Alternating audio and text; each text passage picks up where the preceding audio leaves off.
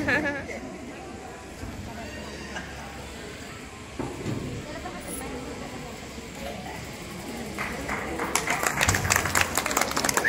मित्रांनो.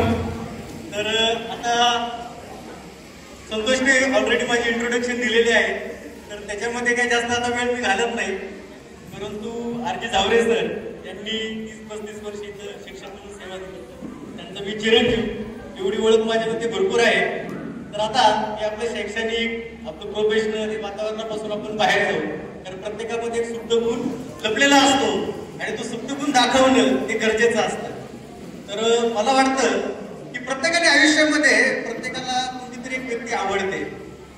तर असं असतं की काहींना पहिल्या झटक्यात प्रेम मिळतं, काहींना दुसऱ्या ह्याच्यात मिळतं आणि काहींना कधी मिळतच नाही. पण कधी ना कधी त्या प्रेमाच्या शोधामध्ये आपण नेहमी असतो आणि ते प्रेमाच्या मागे धावताना आपली काय अवस्था होते, आपल्या मनामध्ये विचारांचं काहूर कसं राहतं, तर त्याच्याविषयी मी एका फुलपाखराच्या माध्यमातून मांडण्याचा प्रयत्न करत आहे. ही कविता मला कशी सुचली, तर असे 2-3 वेळा प्रेमभंग झाले. त्याच्यानंतर असं फिरता फिरता मी सिल्वासाला गेलो. सिल्वासाला गेल्यानंतर तिथे एक बटरफ्लाय गार्डन होती, म्हणजेच फुलपाखरांची गार्डन होती. तिथं मी बघितलं, त्याच्यात तुम्ही काही जण गेले पण असतात, तर तिथं बघितलं तिथं फक्त फुलं आणि फुलपाखरू. आता फुलपाखरू आपल्याला माहिती आहे की इकडे जे थोडेफार फुलपाखरू दिसतात, पण तिथं सगळ्या व्हरायटीचे फुलपाखरू मला बघायला मिळाले आणि त्याच्यातून एक काव्य जन्माला आलंय. तर आता तुम्ही सर्वजण थोडे रोमॅन्टिक होऊन, कारण माणूस तरी सिरियस असतो पण रोमॅन्टिक होऊन बरं का, तर तुम्ही तुमच्या मनामध्ये एक व्यक्तीला समोर आणा आणि ही कविता त्याच्याशी कनेक्ट करायचा प्रयत्न करा. मग तुम्हाला त्या कवितेचा आनंद कळेल. अनफॉर्च्युनेटली इथं आता माहीत नाहीये, त्याच्यामुळे मला पूर्ण ऍक्शन करता नाही येणार दोन्ही हातांनी, पण तरी पण आता मी प्रयत्न करतो जेवढं करता येईल तेवढे. कविता आहे फुलपाखरू.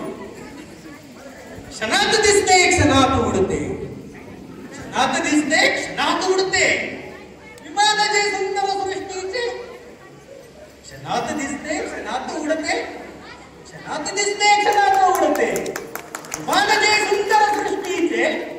निळे जांभळे हिरवे पिवळे, निळे जांभळे हिरवे पिवळे, इंद्रधनुषी रंग तयार.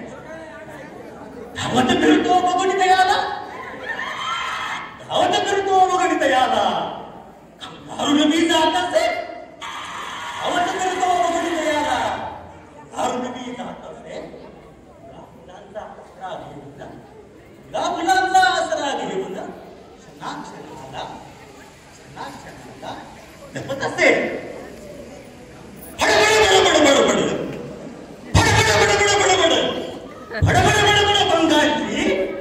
ऐकून मी बघत असे. क्षणभर थांबून मागे, दूर दूर तू जात असे. क्षणभर थांबून मागे, दूर दूर तू जात असे. तर अशी काही आपली अवस्था असते जेव्हा आपला प्रेम भंग होतो किंवा एखादी व्यक्ती मनामध्ये असते, ते मी मांडण्याचा थोडासा प्रयत्न केला. धन्यवाद. खूप छान केलं, मस्त प्रयत्न केला. जोरदार टाळ्या उद्घाटन करण्यासाठी. यानंतर येणार आहे